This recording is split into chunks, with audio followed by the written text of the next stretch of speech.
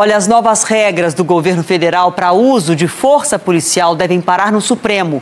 Governadores e parlamentares já preparam ações contra o decreto presidencial.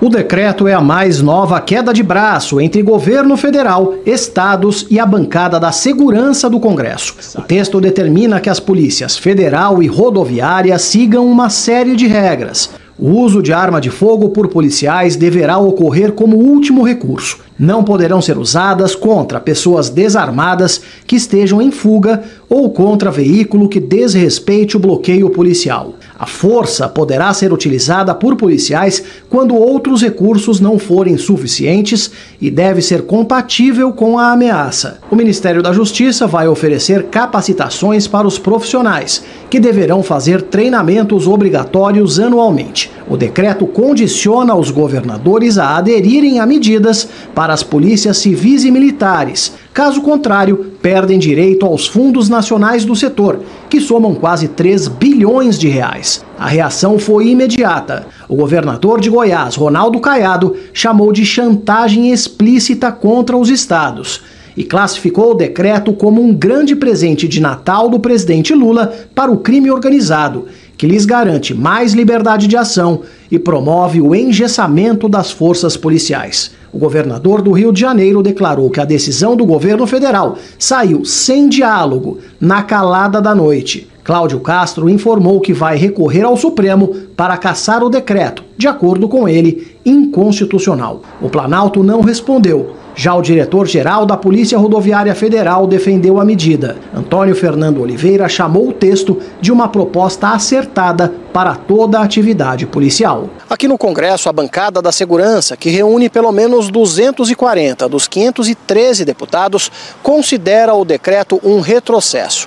A ideia é apresentar um projeto de lei para assustar os efeitos da medida logo na volta dos trabalhos da Câmara, em fevereiro. Este especialista em segurança pública afirma que o efeito do decreto é limitado, porque muitas medidas já estão em vigor e são conhecidas há muito tempo. E nós falamos aí de pelo menos 20 anos em que isso já teve a sua entrada nos manuais, já teve a sua entrada em todos os comportamentos que devem ser realizados pelos profissionais. Este advogado afirma que o assunto certamente será decidido pelo Supremo, mas ressalta que não repassar o dinheiro do Fundo Nacional de Segurança aos estados é algo complicado do ponto de vista constitucional. Você está vinculando repasses dos fundos, que você não poderia fazer. Você poderia fazer outras situações, mas isso aqui você está, de algum modo, ainda entrando na minha competência federativa.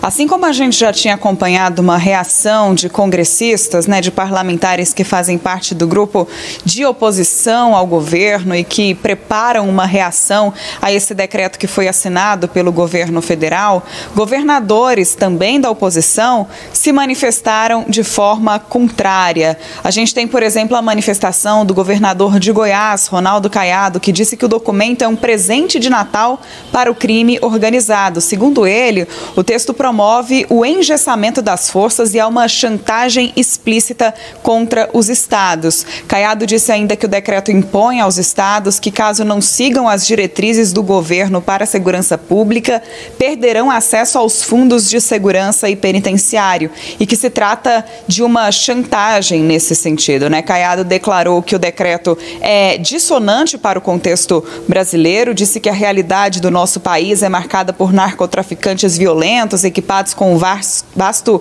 arsenal que travam uma verdadeira guerra contra o Estado Democrático de Direito.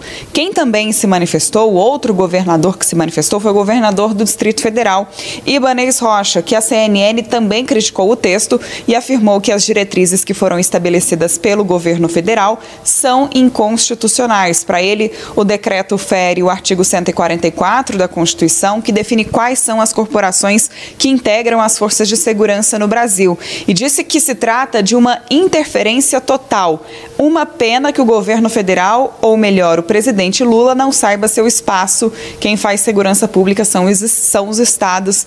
Essa foi a declaração de Ibanez Rocha à CNN. A gente vem acompanhando toda essa repercussão, como dissemos, né, trouxemos anteriormente aqui na CNN, parlamentares que fazem parte da famosa bancada da bala, né, que são de oposição ao governo do presidente Luiz Inácio Lula da Silva, estão preparando uma reação para esse decreto, estão ali num período de recesso parlamentar, mas já estão preparando uma forma, né, pensando numa forma de se posicionar contrários a esse texto que foi publicado ontem e que disciplina o uso das forças policiais e de instrumentos de menor potencial ofensivo. A gente lembra que esse decreto especifica quando a força deve ser usada por policiais. Segundo o texto, ela deve ser aplicada em resposta a uma ameaça real ou potencial para minimizar o uso de armas que possam causar ferimentos ou mortes. Então, no entendimento desses parlamentares da oposição e desses governadores que eu citei, Ronaldo Caiado e Ibanez Rocha, que já se manifestaram sobre esse assunto, se trata ali de uma forma de fazer com que as Forças Armadas tenham o seu trabalho impactado de forma negativa, sem poder, né, fazer o uso ali de todas as suas atribuições. Olá, seja muito bem-vindo ao canal Além das Urnas. Se você gosta de vídeos como este, não esqueça de se inscrever em nosso canal.